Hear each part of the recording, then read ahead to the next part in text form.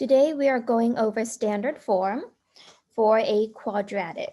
Here we have f of x is equal to ax squared plus bx plus c. Sometimes you might see y is equal to ax squared plus bx plus c. Both of them are still in a standard form for a quadratic. So now let's take a look at what does our a mean, what does our b mean, and what does our c mean. So here, if we have a is -3, instead of a right here, we could put a -3. If b is 8, instead of this b, we would put an 8.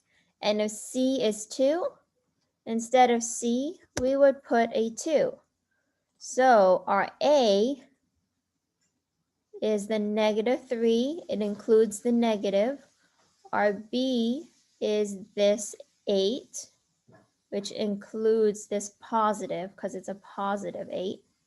And our c is 2, which includes this positive because we have a positive 2. So let's look at some examples. Here we have 1x squared. So our a is equal to 1. Next, we have 16x. So our b is equal to a 16.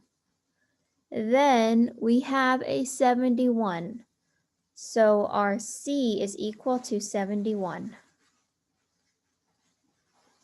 Let's look at number 2. This is our a, b, and c. So our a is going to be 1. Our b is a -2. And our c is a -5.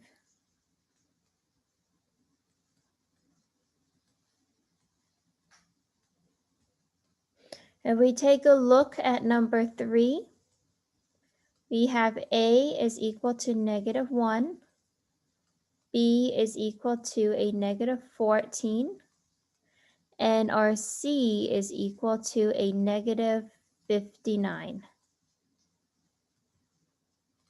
And we get that because we're only looking at our coefficients. So that means we are looking at the numbers and the positive or negative. So in this instance, our b is -14. It is not going to be +14 because that negative is included with our b value. Now looking at number 4, this 2 is our a, this +36 is our b, and this +170 is our c.